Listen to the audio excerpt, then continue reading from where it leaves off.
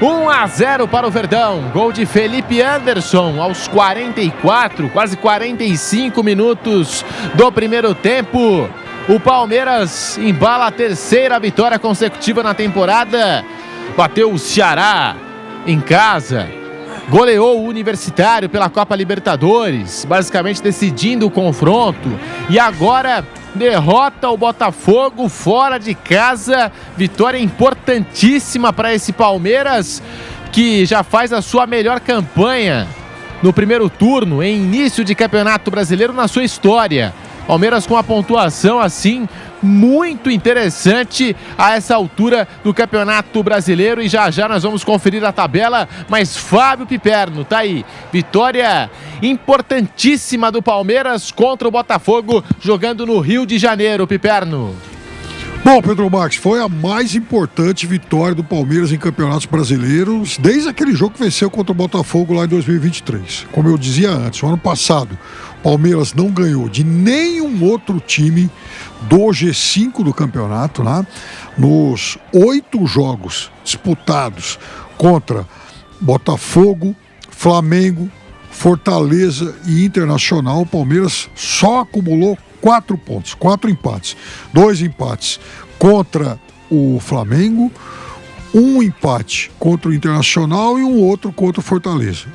Nos demais jogos o Palmeiras perdeu. Nesse ano, o Palmeiras perdeu para o Flamengo, perdeu para o Cruzeiro, também foi derrotado pelo Bahia e no primeiro turno tinha empatado com o Botafogo. E então faltava uma vitória contra time de fato grandão, gigante, time com ambições de título. E essa vitória aconteceu nesse jogo de hoje. Foi um Palmeiras que no primeiro tempo ele aguentou a pressão do Botafogo. O Botafogo teve somente uma grande chance, aquela do Correia, cara a cara contra o Everton. O Everton fez uma defesaça. E no segundo tempo, o Palmeiras não permitiu nenhuma real situação de gol para o Botafogo. O Botafogo teve um momento de perigo agora no finalzinho e um chute de fora da área do Savarino. Foi só isso. Palmeiras defensivamente foi um time muito competente e foi o Palmeiras que criou nesse segundo tempo 2 ótimas situações de gol, né? Aquela em que o Vitor Roque exigiu uma defesaça do John, e agora no finalzinho essa bola do Alan deu um toquinho tirando do goleiro John, a bola foi pingando, atravessou a pequena área, o Luigi tentou e não conseguiu alcançar. De resto foi um jogo de poucas situações, uma partida muito, muito disputada, em que o Palmeiras deu um salto gigantesco para ser de fato o grande desafiante do Flamengo nessa briga pelo título. Fica 4 pontos atrás com um jogo a menos, ou seja, vivíssimo na disputa por esse título. É o melhor início de temporada do Palmeiras na história dos pontos corridos, superando a campanha de 2009. Sim. Quando o Verdão liderava a competição a essa altura. Palmeiras, como disse o Piperno, chegando aí aos 39 pontos, vice-líder do Campeonato Brasileiro, com um jogo a menos se comparado ao Flamengo e com 2 jogos a menos se comparado ao Cruzeiro, que é o terceiro colocado e entra nesta rodada do Brasileirão, joga na segunda-feira contra o Mirassol fora de casa. É o Palmeiras do Abel Ferreira, como citou também o Piperno, e é um detalhe importante, vence um time que está no G5, né, do Campeonato Brasileiro, porque muito se cobra desse Palmeiras, Piperno, dos jogos grandes, né, vencer os jogos grandes.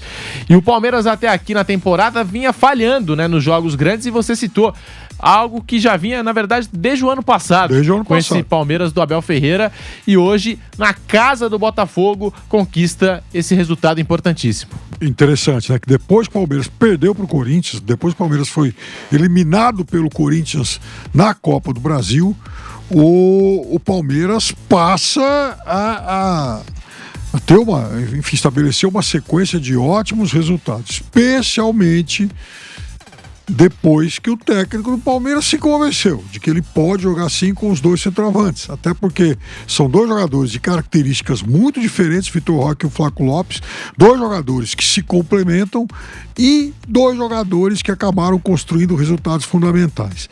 A virada em Salvador, quando o Palmeiras perdia para o Vitória por 2-0, e a partir da entrada do Flaco, o Palmeiras vai buscar os 2 gols para empatar o jogo. os 2 gols da virada contra o Ceará e, principalmente, foram os 2 grandes protagonistas da goleada lá no Peru no meio de semana. E hoje foram os 2 que iniciaram a jogada que terminou com o gol do Felipe Anderson.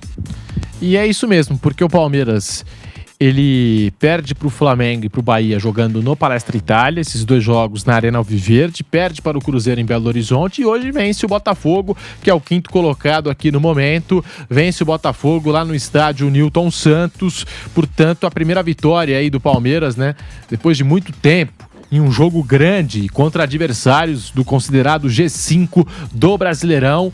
E é claro que o Campeonato Brasileiro se decide também nesses jogos grandes. Então o Palmeiras pontuando num jogo muito importante aí para as pretensões que tem na competição. Ô Pedrinho, lembrando que nesses confrontos Botafogo e Palmeiras, né, de 2023 para cá, olha que coisa maluca, né? O Botafogo, ele ganha do Palmeiras em São Paulo em 23, aí o Palmeiras consegue a épica virada lá no Rio, nos 4-3. Na Libertadores, o Botafogo ganha no Rio e empata aqui em São Paulo. E no Campeonato Brasileiro, o Botafogo fez os 6 pontos contra o Palmeiras ano passado. Esse ano, o jogo em São Paulo empatou e agora o Palmeiras ganha no Rio.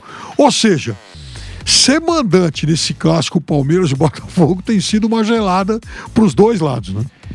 E o Palmeiras não vencia o Botafogo, ficou um período sem vencer, desde aquela virada histórica, jogando nesse palco, o estádio Newton Santos, naquele jogo que brilhou o Hendrick, até a vitória agora no Mundial de Clubes, sim, com o gol do Paulinho na prorrogação. O Palmeiras tinha ficado esse período aí sem vencer o Botafogo, porque se encontraram, como disse o Piperno, pelo Campeonato Brasileiro, turno e retorno, se encontraram também pela Libertadores da América, passou o Botafogo, né, nas oitavas de final, e aí esse ano o Palmeiras derrota o Botafogo no Mundial de Clubes com o gol do Paulinho, já na prorrogação ali, naquela decisão pela Copa do Mundo de Clubes, e agora da Palmeiras também no Campeonato Brasileiro, 1-0, gol de Felipe Anderson ainda no primeiro tempo. Palmeiras que entrou de novo com a dupla, Vitor Roque e Flaco Lopes. Será que o Abel encontrou um caminho daqui pra frente, Piperno, com essa dupla de ataque, até mudando a formação tática, porque o Palmeiras até então na temporada vinha jogando ali num esquema no 4-2-3-1 e passou a jogar num 4-4-2, né? Hoje, no caso, porque no jogo lá em Lima, no Peru, ficou o Maurício pelo lado direito, o Sousa pelo lado esquerdo, e aí a dupla Vitor Roque e Flaco Lopes. Hoje entrou essa dupla, Vitor Roque e Flaco Lopes, mas quem caiu pelo lado direito foi o Facundo Torres e pelo lado esquerdo foi o Felipe Anderson, o autor do gol da vitória alviverde no Rio de Janeiro. Será que é esse o caminho pro Palmeiras daqui pra frente, Piperno? Eu não tenho dúvida nenhuma, né? Por tudo que eles já demonstraram nesses 4 jogos que eu citei contra o Vitória, Ceará, no Peru e hoje. E outra coisa, o Flaco Lopes, isso é uma coisa curiosa, né? O Flaco Lopes, de todos os jogadores do Palmeiras, do meio campo pra frente, ele é quem tem o melhor passe. E vejam só, o Flaco é um jogador muito subestimado, aliás, principalmente pelo torcedor do Palmeiras, que é muito crítico em relação ao argentino, porque ele não é o cara de ficar rachando na área, enfim, o centroavante de 1000 divididas e tal. Ele é um jogador de boa técnica, é um jogador mais refinado. E lá no Lanús, quando começou, ele era um atacante que jogava nas costas do centroavante Sandy, aquele veterano, artilheiro lá do futebol argentino, jogador que parou de jogar depois dos 40 anos, inclusive. O Flaco fazia dupla com ele, só que o Flaco era um jogador que vinha de trás, né? Ele tem um pouco dessa característica de meia. Então ele pode jogar assim com o Vitor Roque. Esse é um jogador, claro, fisicamente mais forte, mais rápido, um jogador que gosta do choque, do contato com os zagueiros adversários, uma característica totalmente oposta àquilo que o Flaco tem. Então eles podem se completar. E nenhum deles é um jogador, o 9 fixo, os dois saem da área. Então acho que o Palmeiras ganha muito quando acaba contando com esses dois jogadores atuando juntos, né? E não é coincidência que com os dois, o Palmeiras virou 2 jogos em que perdia e com eles em campo o Palmeiras consegue essas 2 vitórias tão importantes contra o Peru na quinta-feira e hoje contra o Botafogo. Ô, Piperno, deixa eu só fazer uma pergunta e com relação a isso que você estava falando, me peguei pensando aqui, será que o Abel não fez esse teste também antes, mais cedo, né? Tanto o Vitor Roque com o Flaco ou o Vitor Roque com algum outro centroavante do elenco, justamente porque as características dos seus jogadores não permitiam isso? Por exemplo, com o Paulinho jogando, Paulinho não teria espaço com 2 centroavantes juntos? O Paulinho, eu acho que teria espaço com os dois, até porque o Palmeiras, além dos dois, por exemplo, tem o Sousa jogando, tem o Facundo jogando. Então, nessa configuração, o Palmeiras tem utilizado sempre mais um atacante além dos dois. Então, eu acho que essa vaga para esse terceiro atacante poderia ser a vaga do Paulinho, porque o Flaco, muitas vezes, nessa configuração, acaba funcionando como um meia, como um jogador que volta, que joga nas costas do centroavante. O que eu não entendi do Abel hoje é que ele tirou o Vitor Roque, tirou o Flaco Lopes e aí colocou o Maurício. Então a gente tá falando assim, saíram 2 centroavantes, aí entrou o Maurício, que é um meia que pode cair pelo lado direito do campo, e colocou o Luigi. O Luigi, na minha concepção, é centroavante. Ele é então, centroavante. Ele é. Nas categorias de base, Sim. Centroavante. Só que o Abel vinha utilizando ele no profissional como esse atacante de lado de campo. E hoje já colocou o Luigi como centroavante. Mas assim, o poder de fogo do Palmeiras, a partir dessas substituições, piorou. E você não acha que por isso o Palmeiras levou esse calor aí do Botafogo nos minutos finais? O que você achou das alterações do Abel Ferreira? O Botafogo aí teve chance com o Savarino, criou algumas oportunidades, né? Achei até que o Palmeiras passou nos minutos finais por um sofrimento desnecessário. Não sei se as alterações que o Abel fez, não sei se depois ele vai justificar na entrevista coletiva, mas achei que o time piorou depois das alterações do Abel. Fiquei com essa sensação. Muito bem observado, Pedrinho, porque acontece uma coisa, né? Ele coloca o Maurício no jogo certamente pensando em prender um pouco mais a bola, enfim, é um jogador que tem essa característica, um jogador também de bom passe e de finalização. Só que tem uma coisa, o Luigi, que eu acho um garoto muito, muito promissor, eu acho que vai ser muito bom jogador, o Luigi não é um atacante de grande velocidade. Ele é um jogador também de boa técnica e de finalização. Não adianta imaginar que o Luigi vai ser o jogador para puxar contra-ataque. Nem como centroavante, como aconteceu hoje, escalado dessa forma hoje, e muito menos como jogador aberto, como jogador de lado, como aliás ele foi escalado, por exemplo, contra o Corinthians. Não é a característica dele. Não adianta imaginar isso do Luigi. O Luigi é para jogar mais perto da área.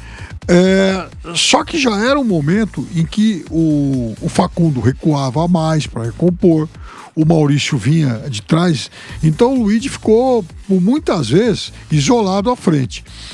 Faltou um pouquinho para ele fazer o gol naquela jogada que o Alan tirou do goleiro, porque lá realmente é o lugar dele, na área. E essa dupla, Vitor Roque e Flaco Lopes, já destacada pelo Piperno, é uma dupla que melhora, né, a combinação de jogadas ofensivas desse Palmeiras, melhora o repertório do time. E jogou super bem contra o Universitário, contra o Ceará. Eles não começam juntos, mas no segundo tempo o Abel coloca o Flaco e transforma, taticamente falando, o Palmeiras em um 4-4-2. Foi ali que começou, né, essa ideia dos dois atacantes e deu certo. O Flaco faz de pênalti e depois inicia a jogada, que resulta no gol do Vitor Roque. E agora no Peru não preciso nem falar o que aconteceu. Mas teve antes, Pedrinho, no jogo lá de Salvador. Ah, você citou esse jogo também, é verdade. Foi. Que o Flaco entrou com o jogo 2-0 pro Vitória. O Flaco fez um gol, né? E foi o jogo... O Piquerez, né? Piquerez fez de pênalti. Isso, e o Flaco fez o outro de cabeça. E o Sousa cruzou na medida pro Flaco Lopes realizar o gol de empate, né? Você vai se lembrar que na última bola do jogo, um cruzamento da esquerda em que o Flaco cabeceou para fora. Quase consegue a virada.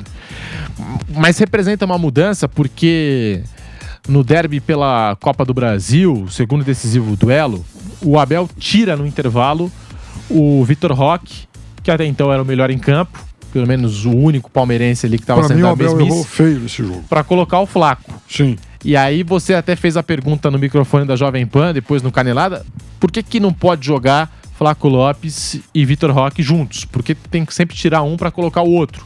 Por que não pode criar essa variação no esquema tático do Palmeiras? Mas o Abel ali, ele justificou a alteração justamente nisso que você falou do jogo contra o Vitória em Salvador, né?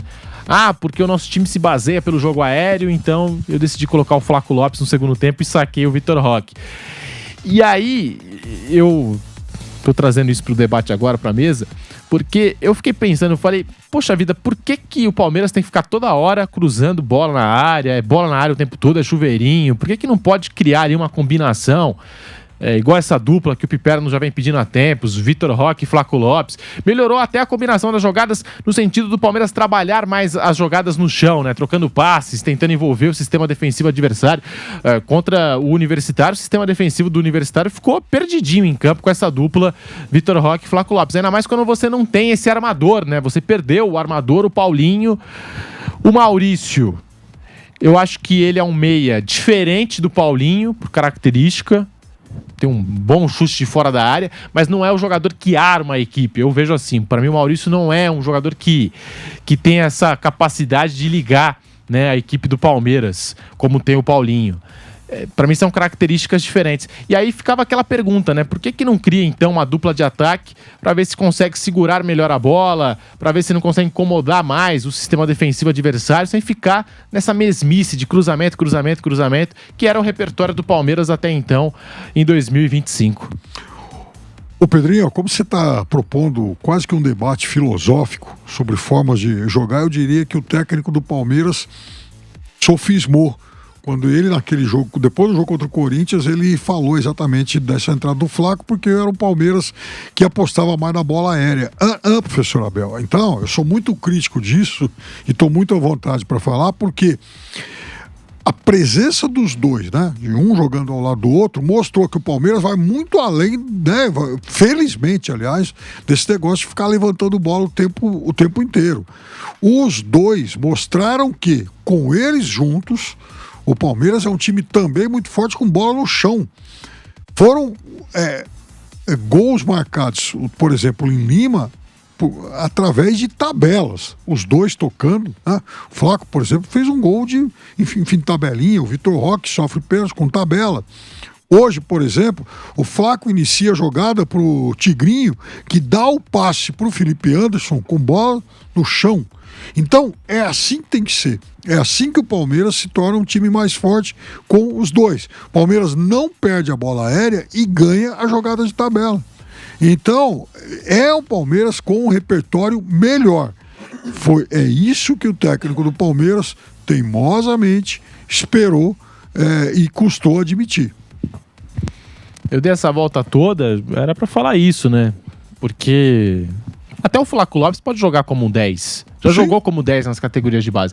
É que na falta desse 10, porque o Palmeiras para 2025 foi pensado, né, para ter esse meia armador no meio de campo, imagino que com o Paulinho ocupando essa função, ou o Paulinho na função de um segundo atacante. Não tem. Então, assim, demorou, acho, para achar uma solução, mas achou e deu certo aí nos últimos jogos. Palmeiras embalando a terceira vitória consecutiva e essa dupla aparecendo nesses 3 jogos. E o gol da vitória hoje foi do Felipe Anderson. Felipe Anderson marcou o primeiro gol dele na temporada 2025, Fábio Piperno, e o terceiro com a camisa do Palmeiras desde que chegou no ano passado. Um ano e um mês, né? A estreia dele foi em julho do ano passado, talvez. Isso. Mas, enfim, um desempenho do ponto de vista ofensivo pífio.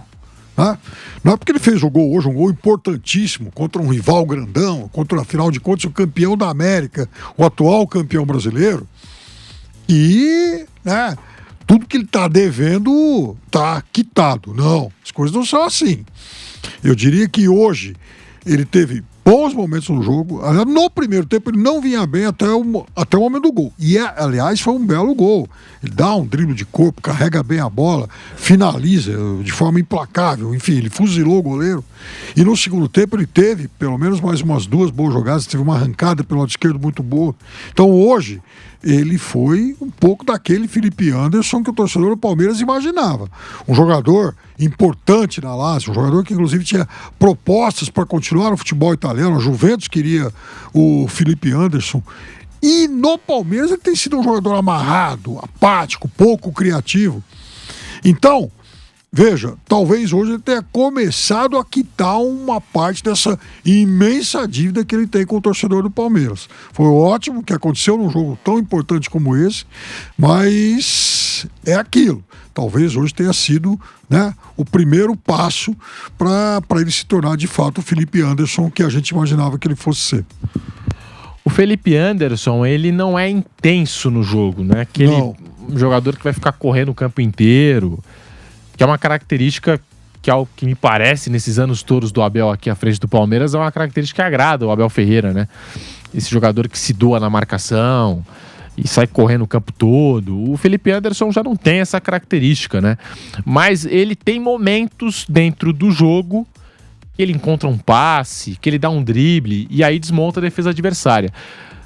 São poucos momentos, mas em todo jogo ele tem um momento pelo menos desse. Qualidade ele tem. Um momento ele tem desse pro jogo. Ele é um cara que tem qualidade, de abrir defesa adversária, seja com passes, seja com uma grande jogada, um drible, que você não tá esperando dele, a bola vem pro pé dele assim, você fala, pô, não vai sair nada.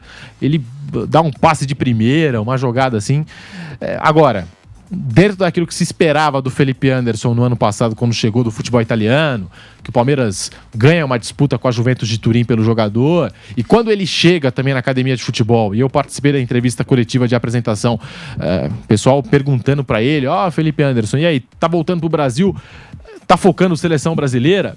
Pra quem esperava esse Felipe Anderson, é claro que decepciona, mas qualidade tem, um jogador que tem qualidade.